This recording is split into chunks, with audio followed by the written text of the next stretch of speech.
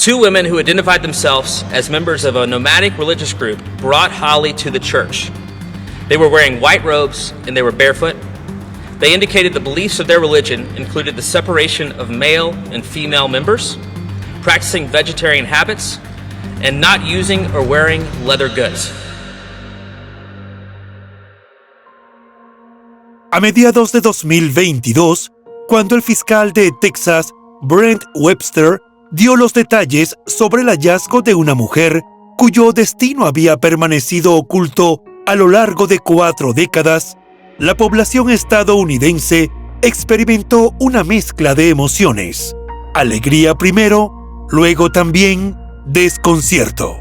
Porque a pesar de la buena nueva, aún restaba descifrar quién o quiénes eran las mentes retorcidas que se ocultaban tras 2 crímenes en exceso siniestros. Lo que sucedió con aquella linda, joven y feliz pareja estadounidense ha pasado a la historia como una de las mayores incógnitas sin resolver en materia criminal. Los criminólogos dicen que no existe el crimen perfecto. Lo que existe es el crimen mal investigado. Siempre, en cualquier investigación, aparece una pista clave que lleva hacia el asesino. Encontrémosla juntos, repasando este caso abierto. Hola a todos, mi nombre es León, y en cada video repasaremos todos los detalles de los más terribles casos criminales. Antes de empezar, no te olvides de suscribirte y dejar tu me gusta para que puedas seguir trayéndote el mejor contenido de investigación. Recuerda también activar la campanita, ya que estaré subiendo videos 3 veces a la semana. Empecemos. El caso de Dean y Tina Cluse.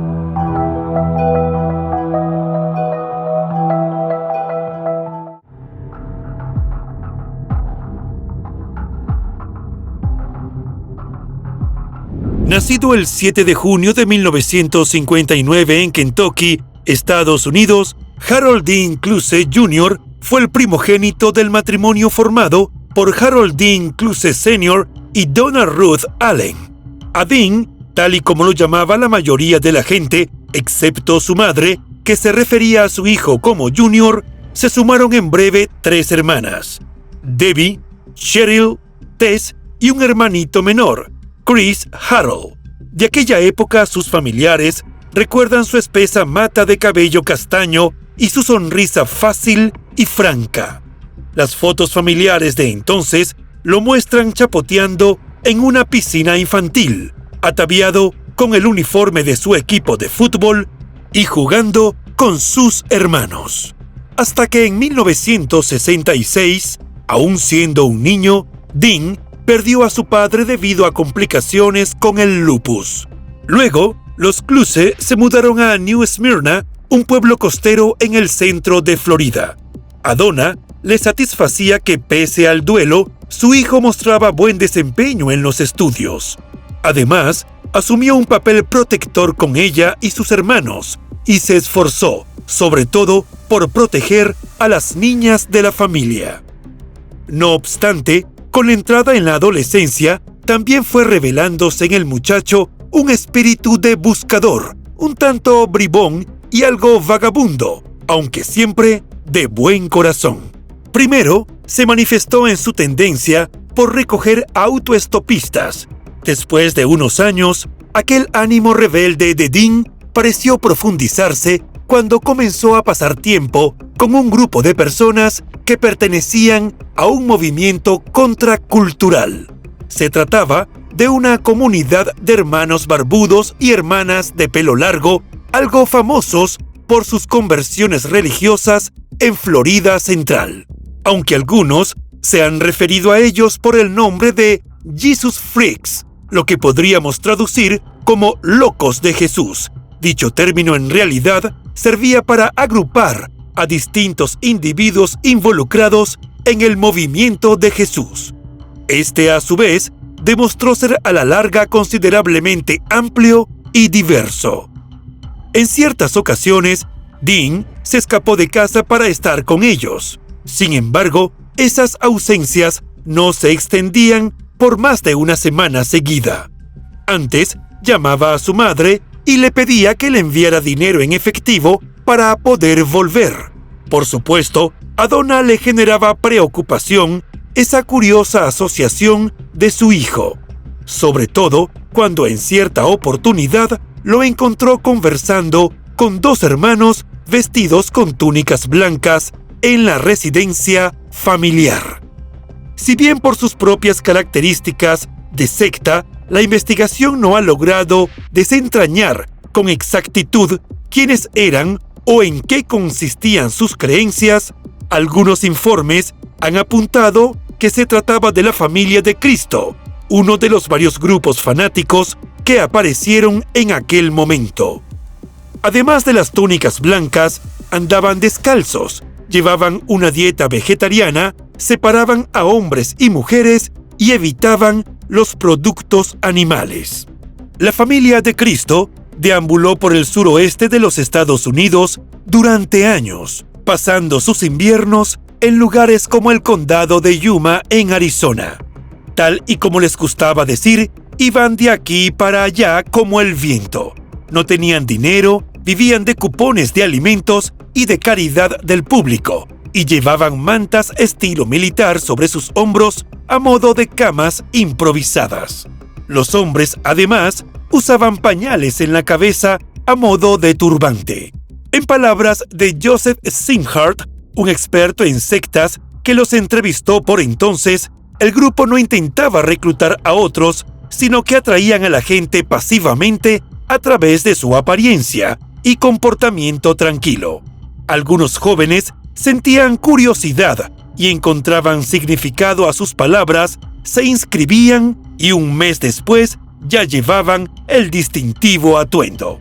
Pero si bien la policía no informó que el clan fuera violento, un detalle no menos importante era que estaba liderado por un narcotraficante convicto.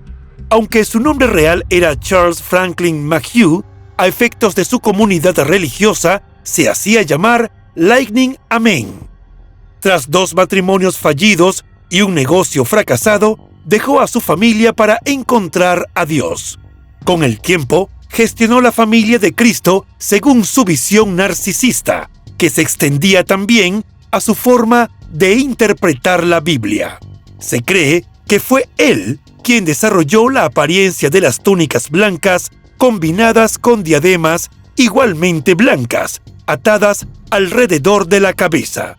A todas luces, un elemento sacado de las películas sobre Jesucristo.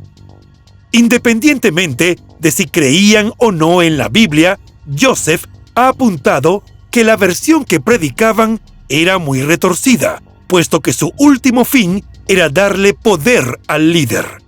En concreto, Charles afirmaba ser Jesús reencarnado, y claro está, sus seguidores así lo creían.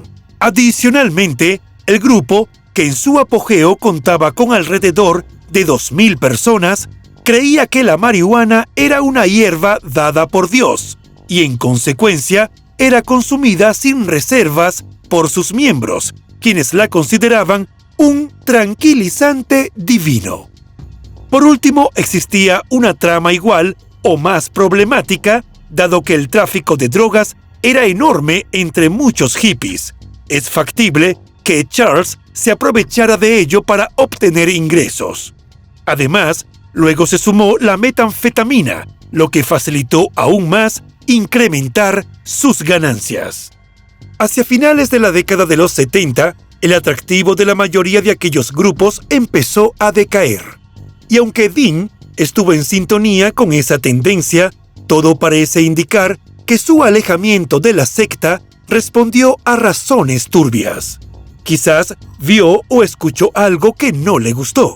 En todo caso, en cierta oportunidad que se fue con el grupo, volvió a casa descalzo, en bata y aparentemente traumatizado, pero no quiso hablar ni una palabra acerca de la experiencia con nadie.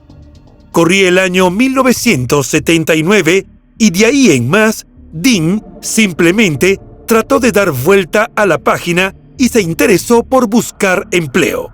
En breve, consiguió apuntarse como carpintero para una empresa constructora, levantando casas en New Smyrna y la región circundante. En el proceso, la aparición de una chica de larga y lacia cabellera le dio a su vida un sentido único. Dean se había enamorado. La afortunada en cuestión respondía al nombre de Tina Gale Lynn. Nacida el 21 de septiembre de 1963 en Oklahoma, Tina fue hija de Leslie Roy Lynn y Shelby Jean Jones Rogers. También tenía un hermano menor, Les Lynn. Los chicos se conocieron a través de sus hermanos porque Debbie, la hermana de Dean, ya estaba saliendo con Les, el hermano de Tina. Sin embargo, aquel no era el único elemento en común entre ambos, pues Tina había también perdido a su padre a edad temprana. El flechazo fue mutuo, y a la fecha en que Dean y ella empezaron a salir, la jovencita tenía solo 15 años. Quizás por ello mismo, o acaso por el ánimo aventurero de él, la pareja contrajo matrimonio en secreto el 25 de junio de 1979 en el majestuoso Palacio de Justicia del Condado de Volusia, en Florida. El 24 de enero de 1980 nació su primera y única hija, Holly Marie Cluse. Lejos de enojarse o reprochar la unión, sus familiares estaban dichosos. Así, tal y como correspondía a semejante evento, se dedicaron a tomar hermosas fotografías de los dos abrazando a la pequeñita de ojos brillantes. Para las abuelas y tíos se abría un prometedor futuro pleno de comidas familiares y celebraciones juntos. Cheryl, la hermana de Dean, apreciaba en ambos jóvenes su carácter dulce y amable, pero también estaba convencida de que eran demasiado confiados con los extraños. No mucho después, Dean le dijo a su madre que quería mudarse a Texas con el propósito de buscar mejores oportunidades económicas. Enterados al respecto, sus jefes trataron de disuadirlo prometiéndole un mejor salario, pensando que dicho dinero podría utilizarlo para mantener a Tina y a Holly.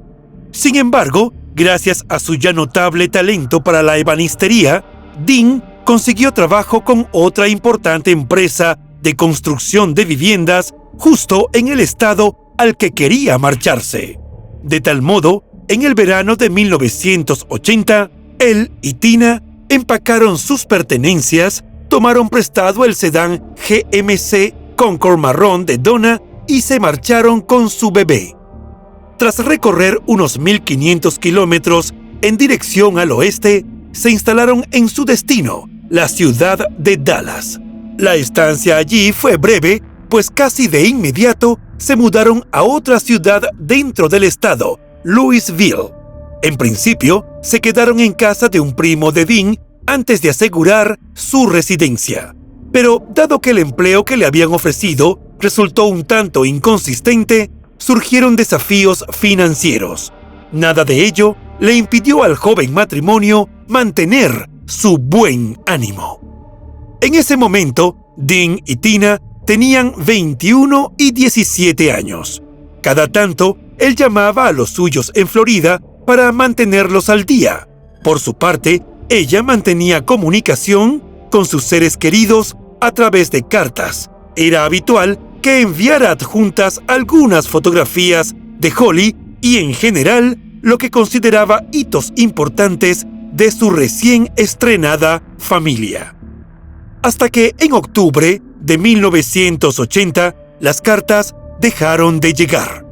En sus respectivas casas en Florida, los Cluse y los Lynn no se detuvieron a pensar demasiado en el tema. En cualquier caso, asumieron que Tina y Dean debían de estar ocupados con su nueva vida. Cuando tampoco recibieron llamadas, el desconcierto fue inocultable. Y después, con el correr de las semanas, el sentimiento mutó en angustia. Buena parte de cómo sucedieron los acontecimientos continúa siendo, aún en la actualidad, un absoluto misterio. Todo ocurrió alrededor de diciembre de 1980. Tina fue atacada primero y Dean intentó defenderla. Por desgracia, no logró salvar a su amantísima y jovencísima esposa, quien pereció al serle obstruidas las vías respiratorias. Acto seguido, y tras ser amordazado, Dean fue golpeado hasta que él también cayó sin signos vitales. Aunque incluso la autoría ha sido un asunto esquivo, se cree que detrás de los crímenes estuvo la familia de Cristo.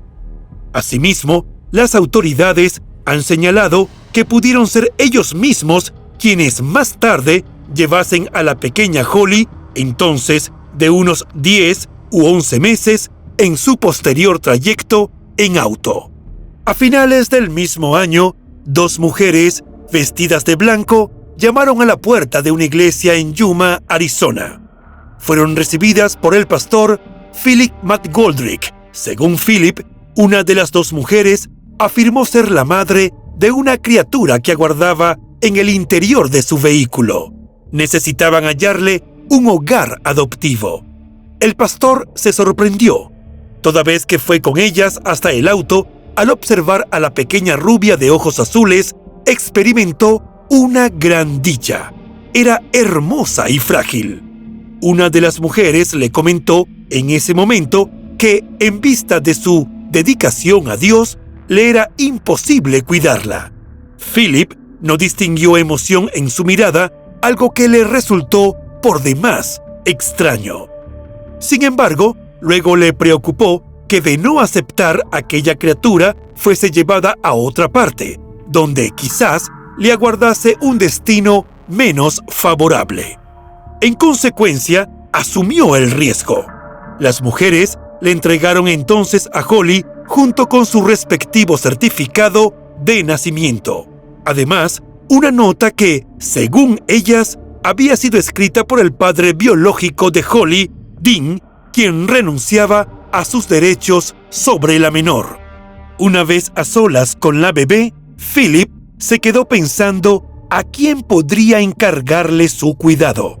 Y casi de inmediato cayó en cuenta de que, aunque su esposa y él ya eran padres de una niña, habían estado orando por otro hijo. De tal modo, comprendió que era un regalo del cielo y como tal, debían aceptarlo.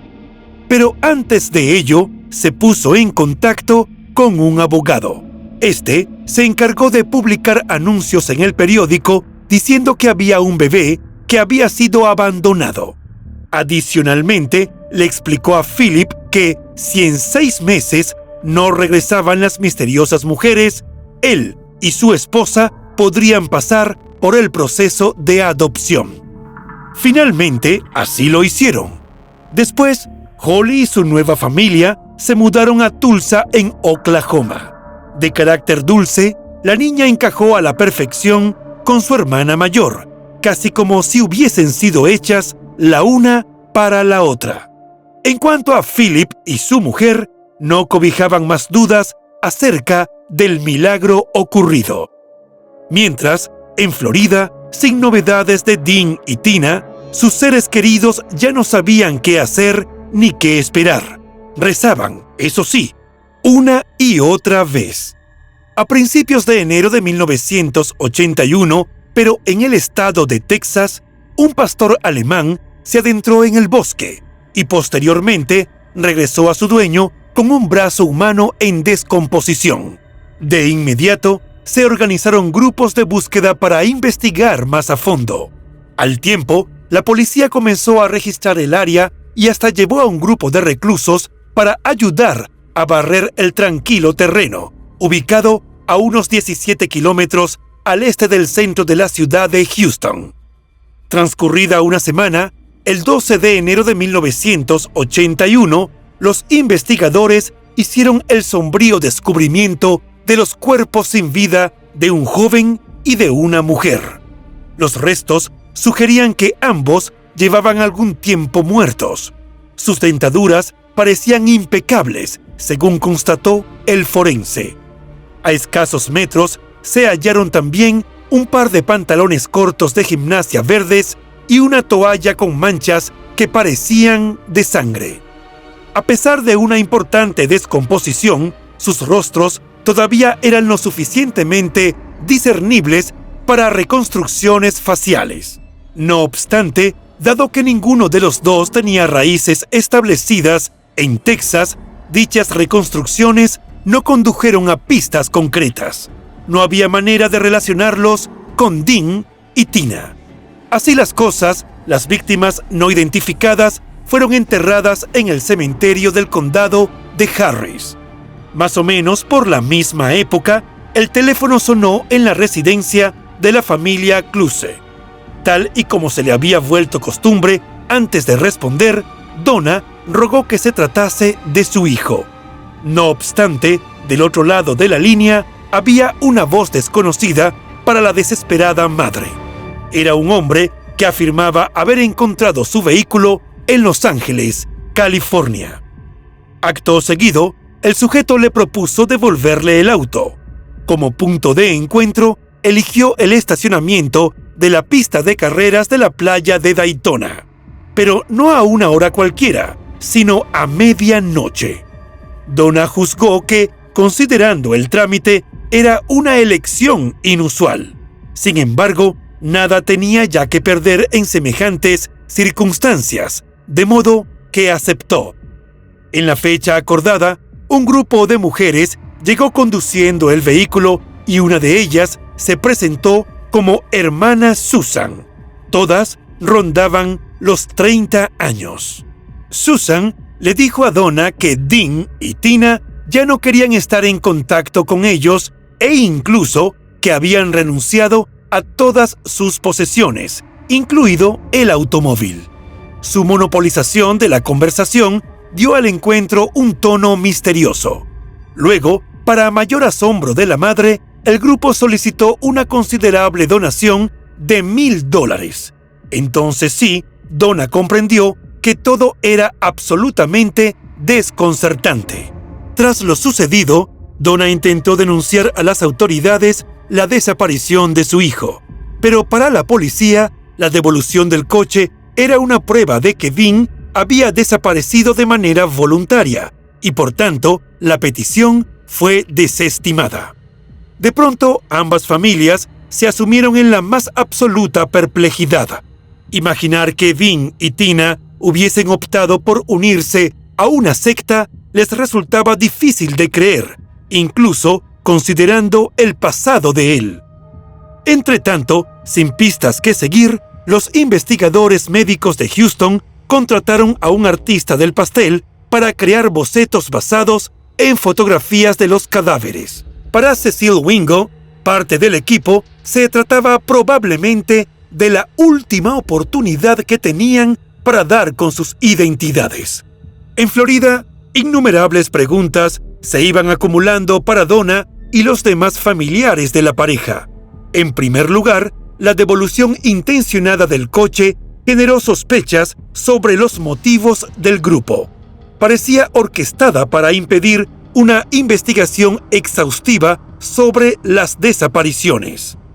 Y aunque la reticencia por parte de las autoridades se mantuvo, tanto la familia Cluse como la Lynn hicieron esfuerzos por localizar a sus seres queridos. Registraron los nombres en las listas anuales de personas desaparecidas, consultaron con la Administración del Seguro Social y el Ejército de Salvación. Desafortunadamente, esta última organización, sin fines de lucro, nunca ingresó al Centro Nacional de Información sobre Delitos del FBI, una base de datos nacional comúnmente utilizada en casos que involucran cuerpos no identificados. Como consecuencia, cada día era para ellos una nueva agonía, un cúmulo de dudas interminables. Las noches, sin temor a dudas, era la peor parte. Donna jamás volvió a conciliar el sueño como otrora. La cotidianidad se les iba en sobresaltos, como en cada ocasión en que el teléfono sonaba. Con el paso de los años, al conocer gente nueva, de vez en cuando Donna hablaba de sus otros hijos, pero a Dean, en cambio, evitaba mencionarlo. No quería que ese dolor emergiera a la superficie de nuevo, porque de ser así, la molestia podía permanecer con ella durante semanas. En diciembre de 1985, 10 miembros de la secta en cuestión fueron sentenciados a prisión por cultivar marihuana por un valor de $900,000 en el rancho que ocupaban a la fecha. Luego, en 1986, Charles fue declarado culpable de posesión y transporte de metanfetamina para su venta, así como de posesión de una aguja hipodérmica y un arma oculta. Según trascendió a la prensa, en ese momento enfrentaba hasta 7 años de cárcel, pero había más cargos pendientes debido a la incautación de drogas, $4,200 en efectivo y varias armas. Los registros judiciales del condado de Riverside, California, muestran que en 2001 fue acusado de 3 cargos de molestar o abusar sexualmente de un menor de edad. Fue declarado culpable de uno de ellos al año siguiente y se le ordenó realizar 160 horas de servicio comunitario. También se le ordenó no tener contacto con 3 mujeres, todas identificadas con el apellido Y. Charles murió en 2010. En julio de 2011, los cuerpos de Dean y Tina fueron exhumados para la extracción de ADN, inicialmente para determinar si estaban relacionados.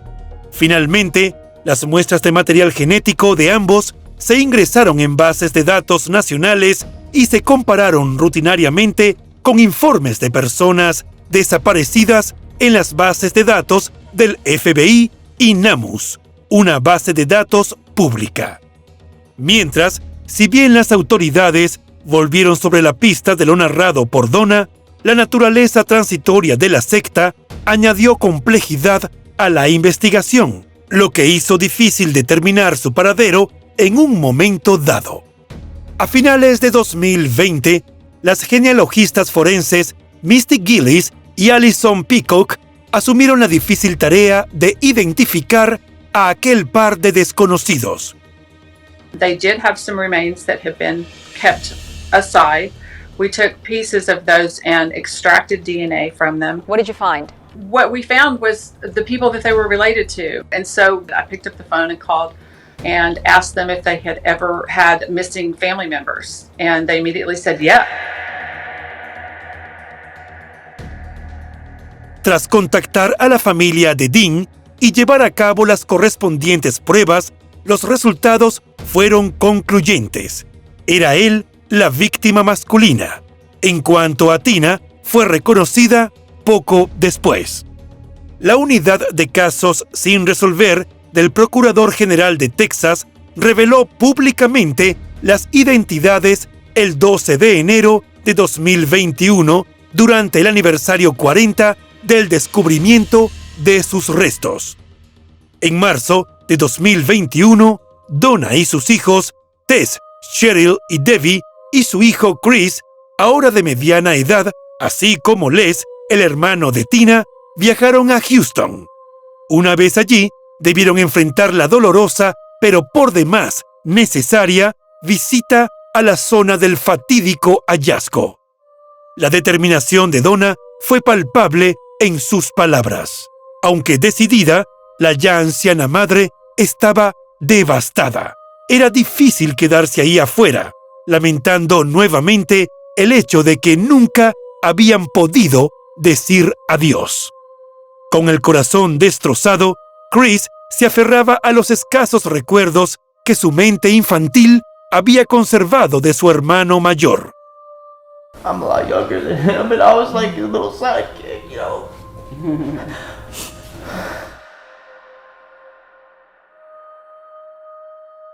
Después de esa visita de infarto, visitaron el que por 4 décadas fuese el lugar de descanso de Dean y Tina, el cementerio de pobres donde estaban enterrados. Allí, una bandera verde flameaba para indicar el lugar exacto de reposo. Por su parte, Les habló en nombre de su hermana. We never got the last chance to see him or say goodbye. Y entonces llevaron a cabo un pequeño servicio improvisado. Entre plegarias, procuraron dar cierre a 4 décadas de duelo. Ahora solo les quedaba una última petición. May the memories that we treasure in our hearts make us laugh and heal us, and that we are able to share with Holly Marie one day. Hear our prayer, Lord. A la par, ya con la historia de la familia entre manos, el Centro Nacional para Desaparecidos y Niños Explotados creó una imagen de progresión de edad de Holly. Los genealogistas continuaron la búsqueda de la hija de la pareja hasta que el 7 de junio de 2022, las oraciones de ambas familias fueron escuchadas. Holly fue descubierta en Oklahoma y tenía 42 años. Estaba felizmente casada, era madre de 5 niños y abuela de 2 nietos pequeños. Ese mismo martes, los investigadores de la Oficina del Procurador General de Texas entraron al lugar de trabajo de Holly y le dijeron quién era. Una noticia que, como era de esperarse, cambió por completo su vida. Nunca antes de ese momento había visto una foto de su madre biológica, de modo que cuando el equipo puso una frente a sus ojos, Holly de inmediato sintió un nudo en la garganta. Era el vivo retrato de sus hijos, y obviamente se reconoció en aquella jovencita hasta entonces desconocida. Posteriormente, los detectives charlaron con Philip. En principio, él estuvo feliz de colaborar. Les entregó el certificado de nacimiento y pensó que obtendría algunas respuestas para su hija, hasta que, a mitad de la entrevista, a medida que escuchaba el terrible relato de los crímenes, comprendió que era sospechoso. Sin embargo, enseguida las autoridades descartaron que él o su esposa tuvieran algo que ver. Por su parte, al recapitular sobre lo sucedido en su más tierna infancia, Holly reconoció que se sentía muy herida. Horas más tarde, a través de una videollamada, pudo reunirse con su familia biológica. Donna le hizo saber a su nieta que justo en esa fecha, 7 de junio, su padre habría cumplido 63 años. En un comunicado difundido por una portavoz de la familia, la orgullosa abuela expresó que era un regalo de cumpleaños caído del cielo.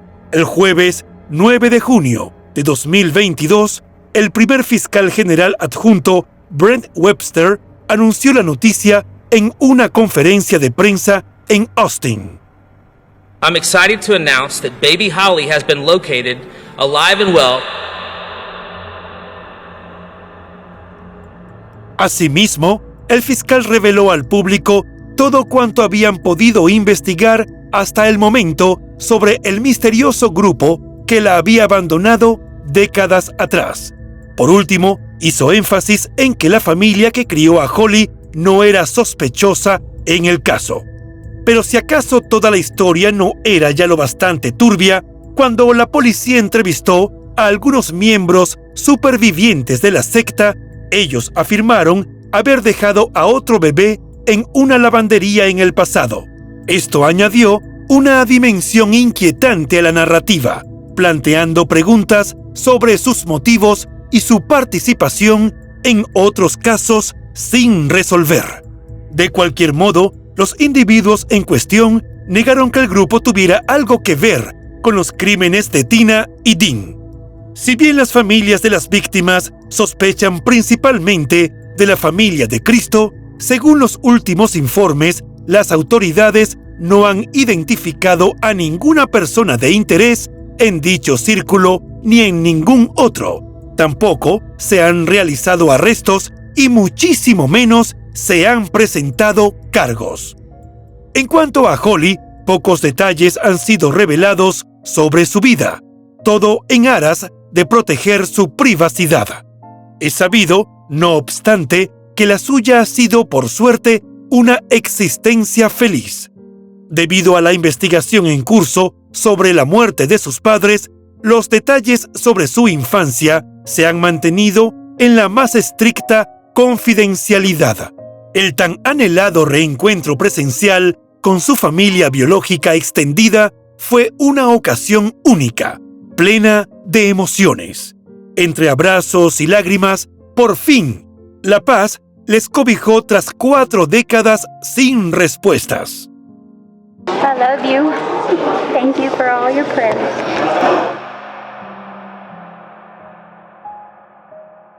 Y así, aquella historia que parecía destinada a diluirse en la nada, tuvo en la fuerza inquebrantable de Donna un protagonismo encomiable.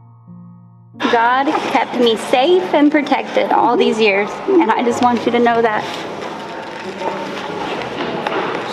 We never give up. No, never give up.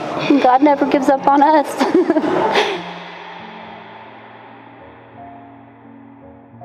El momento de intimidad y reconocimiento mutuo sirvió también para que Holly pudiese mirar los álbumes de fotos familiares y así, de a poco, reconstruir su árbol genealógico. Sin embargo, el misterio en torno a las muertes de Dean y Tina persiste. La investigación permanece activa, dirigida por el ayudante de policía del condado de Harris, Thomas Gilliland. Si bien el caso puede estar parcialmente restringido debido a su naturaleza en curso, no ha sido olvidado. De hecho, la revelación del regreso de Holly generó un aumento de nuevas pistas para la unidad de casos sin resolver del Procurador General de Texas. Donna falleció en octubre de 2023, seguramente en paz. En noviembre de 2023, Holly decidió hablar con la prensa. Según dijo, cree que sus padres fueron eliminados tratando de abandonar un culto religioso y que sabían demasiado.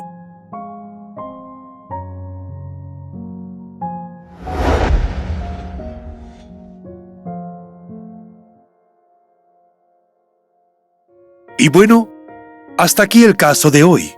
Como siempre, agradezco tu apoyo a mi trabajo.